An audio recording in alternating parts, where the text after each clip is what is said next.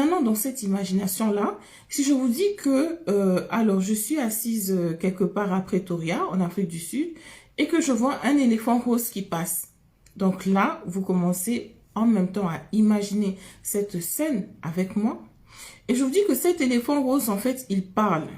Donc, vous allez vous dire, mais est-ce que ça, c'est vraiment possible? Vous voyez, parce que généralement, déjà, voir un éléphant comme ça en pleine ville, il faut se poser des questions. Un éléphant rose de surcroît et un éléphant rose qui parle. Donc, vous voyez que là, nous sommes déjà en train de développer un peu notre imagination. Et c'est justement dans cette imagination-là que plusieurs personnes arrivent à toucher leur sens de la créativité. Pourquoi? Parce que la créativité vous demande de connecter plusieurs idées en même temps. Et donc, ça nous permet de passer au deuxième, on va dire bien au deuxième élément important de la créativité, qui est que, en fait, ça vous pousse à créer, ça vous pousse à réfléchir.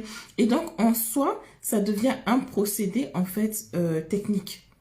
On n'est plus trop dans les froufrous, comme on va le dire. On n'est plus trop en train de voyager quelque part, mais en fait, on est en train de faire toutes ces étapes-là de manière technique. Donc, qu'est-ce que je veux dire par de manière technique? C'est parce qu'en fait, on va se poser la question. Alors, je veux, par exemple, coudre un nouvel habit.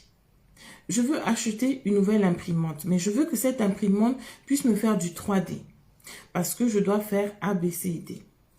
Je veux, on va dire, aller en Tanzanie. Et pour aller en Tanzanie, je sais que je dois rencontrer un certain nombre de personnes là-bas. Et donc, pour les rencontrer, il va falloir que je m'y prenne de manière créative parce qu'ils sont habitués, on va dire, à rencontrer des businessmen de tous bords. Donc, moi, je dois faire la différence. Donc là, nous partons à partir de 3 idées de base. Donc, à partir de ces idées de base-là, je vais me dire, écoutez, ces personnes-là, qu'est-ce qu'ils ont l'habitude de voir?